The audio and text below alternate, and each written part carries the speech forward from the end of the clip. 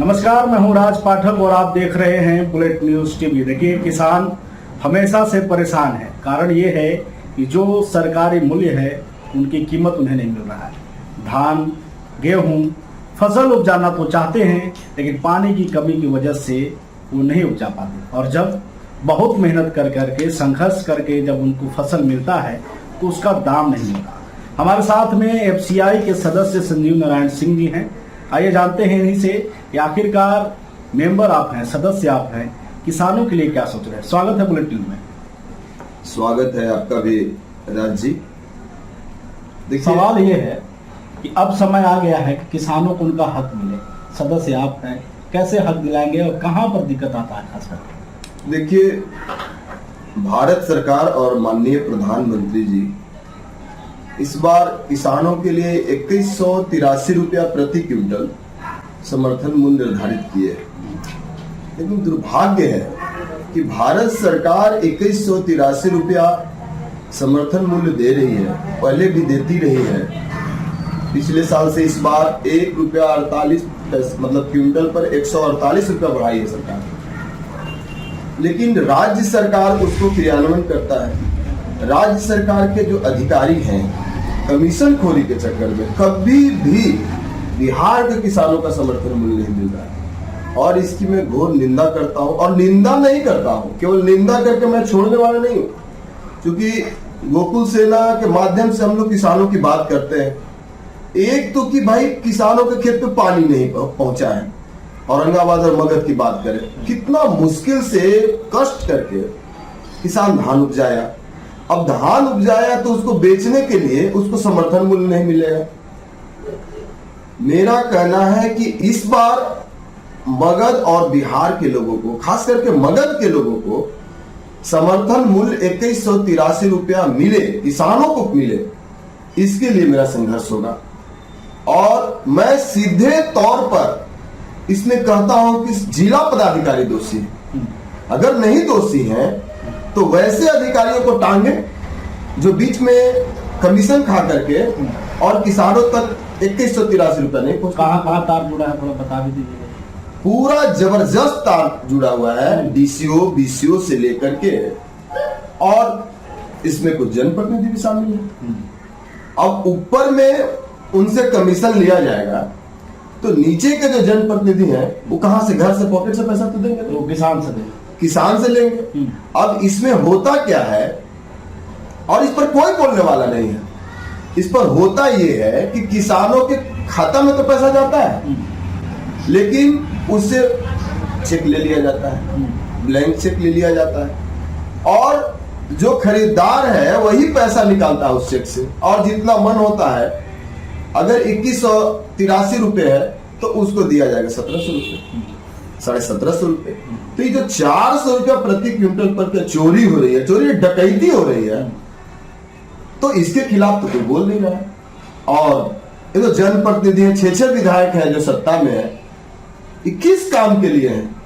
खेत में पानी के लिए बोलेंगे नहीं, किसान के खेत में पानी पहुंचाएंगे नहीं। और किसान जब धान उपजाएगा और उसका पैसा बिचौलिया और अधिकारी लूटेगा और ये बोलेंगे नहीं, तो किस काम के लिए विधायक बने हैं? क्या इनका आरती उतारने के लिए जनता विधायक बनाती है?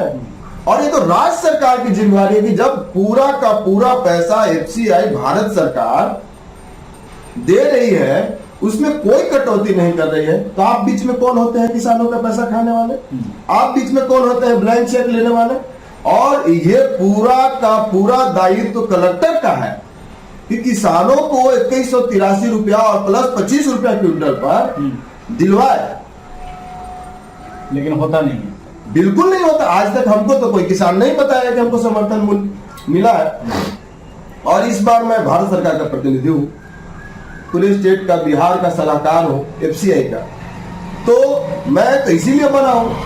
हमारे जैसा गरीब आदमी को, फक्कड़ आदमी को माननीय प्रधानमंत्री जी ने एफसीआई का सलाहकार इसलिए बनाया है कि समर्थन मूल्य किसानों तक पहुंचे, गरीबों तक अनाज पहुंचे।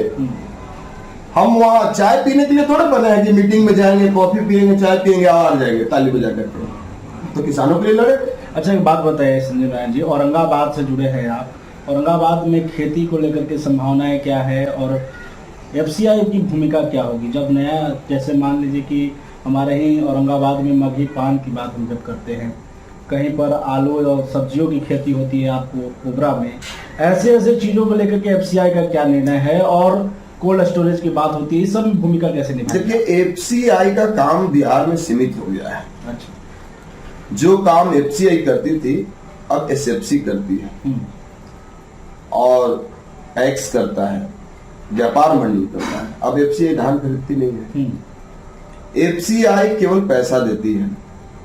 एफसीआई अब एसएफसी जो है वो पीडीएस में लाभुकों को, जो आप देखते होंगे, जन वितरण के माध्यम से अनाज देती है। भारत सरकार केवल पैसा देती है। तो अब जो खरीद बिक्री का जो भी मामला है, अनाज का या जो भी उत्पादन है, प्याज का, ये तो एसएफसी देख रही है। एफसीआई केवल उसको पैसा मुहैया कराती है, स्टोरेज देती है, बड़ा बड़ा गोडाउन देती है। लेकिन ये खरीद बिक्री में बहुत बड़ा घोटाला हो रहा है। एफसीआई को ये लोग बदनाम करते हैं। एफसीआई अब कहीं है नहीं, एफसीआई तो पैसा देती है केवल, और पूरा नीतीश कुमार कब्जा कर लिए हैं कि नहीं सब हम करेंगे, और होता इनसे है नहीं कुछ। तो इसके खिलाफ बड़ा आंदोलन होगा इस पर, और इसकी शुरुआत औरंगाबाद से होगी। मतलब एक्शन लेंगे आप?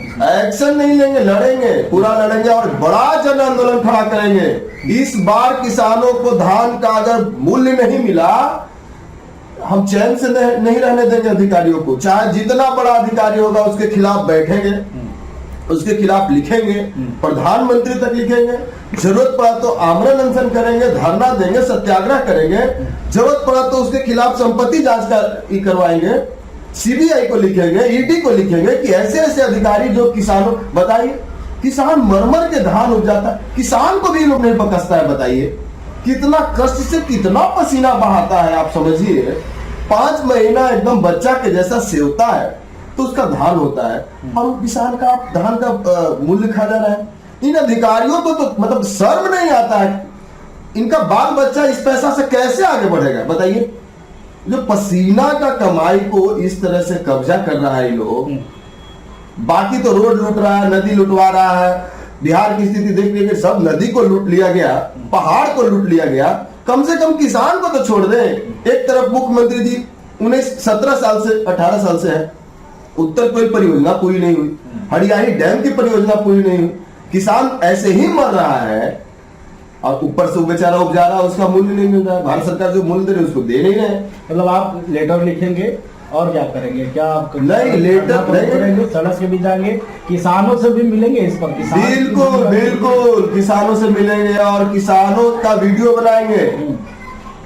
हर एक पंचायत पे जाके वीडियो बनाएंगे कि आपको समर्थन मूल्य प्राप्त हुआ कि नहीं हुआ। मतलब आप जांच कर लेंगे एकदम।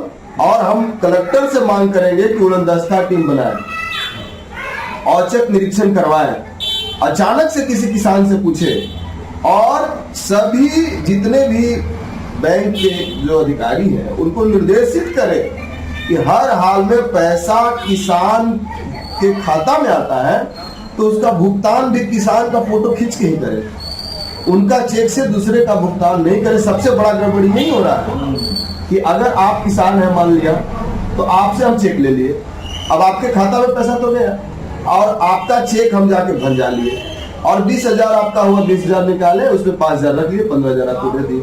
अब किसान बेचारा क्या करे, मजबूर है, सोच रहा है अगर हम भीड़ जाएंगे तो हमको बिकवे नहीं करेगा। तो ये व्यवस्था के खिलाफ तो हम बोलेंगे, लड़ेंगे, इस बार नहीं चलने देंगे। औरंगाबाद में तो जो भी करना पड़ेगा, अगर जरूरत पड़ गया तो हम 1-8 महीना तक बैठ जाएंगे। हम बता रहे हैं 3 महीना, अगले 3 महीना हम घर में बोल दिए, हमारा कोई काम नहीं है।